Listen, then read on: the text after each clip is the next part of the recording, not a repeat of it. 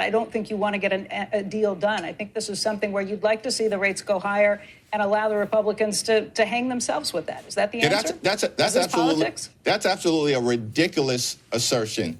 And really, shame 3 years on you is not going to get passed, so what do you do? Shame on you for saying that. You are about to witness one of the most blistering on-air meltdowns you've ever seen. What happens when a host is just done with political theater and blatant disrespect for her audience? She snaps. Democratic leader Hakeem Jeffries, or better known as Dollar Tree Obama, thought he could just roll in, drop a classic Democrat word salad of meaningless platitudes, and dodge every tough question that CNBC's Rebecca Quick asks. But he seriously underestimated the host. She pushed back, seriously pointing out how he was insulting the audience's intelligence by refusing to give a straight answer on bipartisan compromise, leading to a fiery confrontation that shows that maybe the Trump-deranged leftist media actually has hope. You won't believe what Hakeem Jeffries tries to defend in this one. And if you like what you see here, please help support us by liking, subscribing, and sharing our content with others. It really means a lot. Minority Leader Jeffries, let's talk about that discharge petition. You need 218 votes in the House in order to pass that. You've got 214 members in the Democratic caucus. So you only need 4 House Republicans to have to sign onto it to get this passed. But the idea of saying that this is a 3-year extension instead of a 1 or even 2-year extension has any potential Republicans saying, forget it, this is dead on arrival. That's the opinion of Representative Don Bacon. He's a Republican from Nebraska who has been working with the idea of potentially extending for 2 years. But 3 years, they say, is dead on arrival. So if this is something that you want to satiate, if you want to get done, you are going to need at least some Republicans to come over. Why not start with a 1-year extension or potentially even a 2-year extension?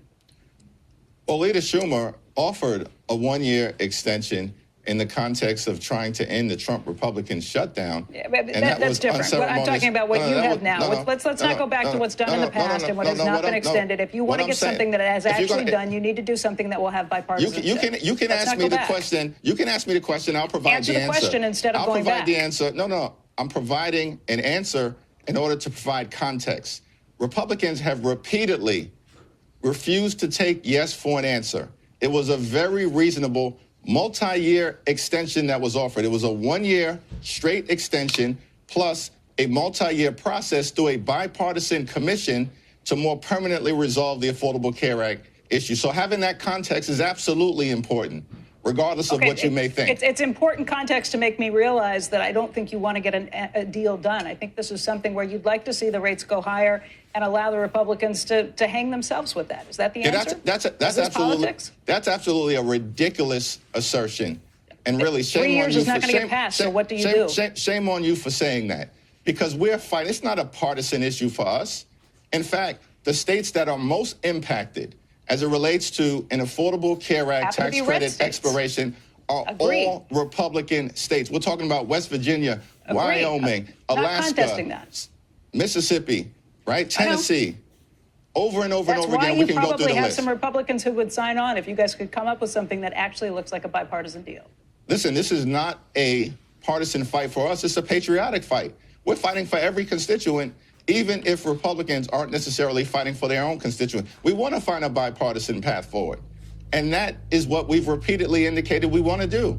Like, we want to sit down and have a reasonable discussion, find common ground to address this issue.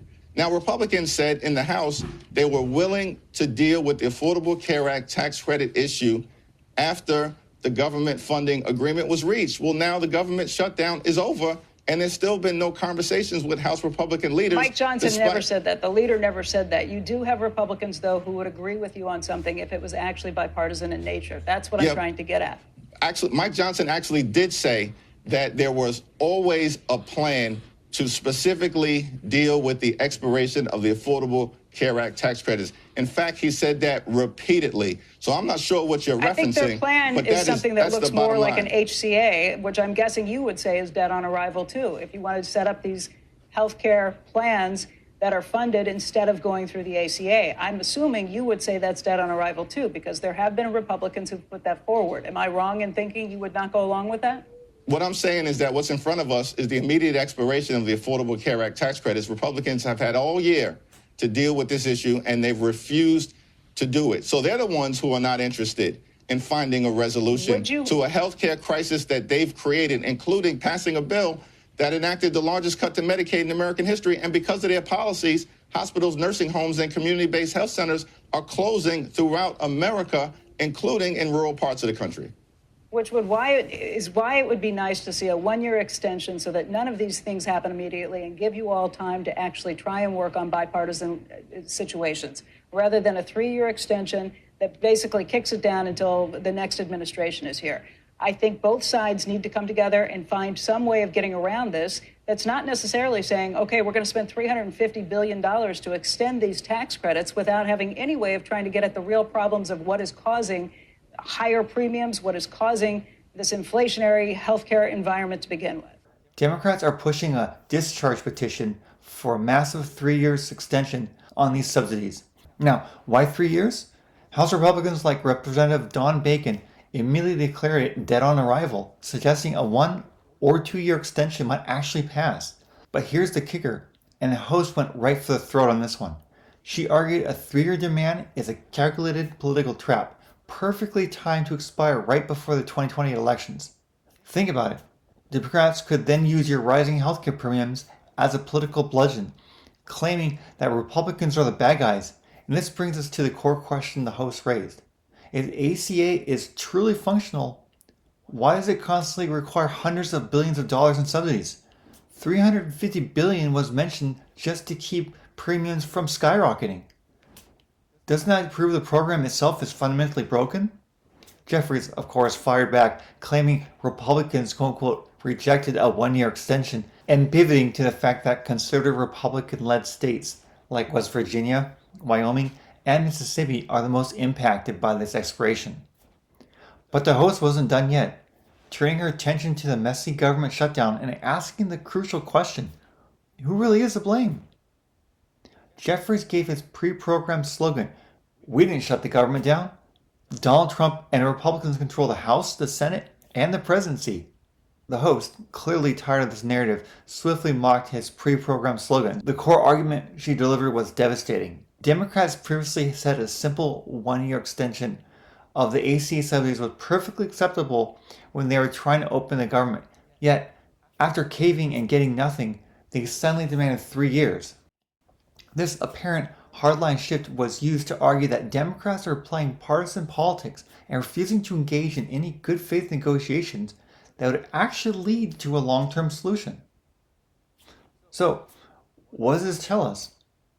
Was Jeffries generally trying to make a deal, or was this whole exercise just setting up a political fight for the next election cycle?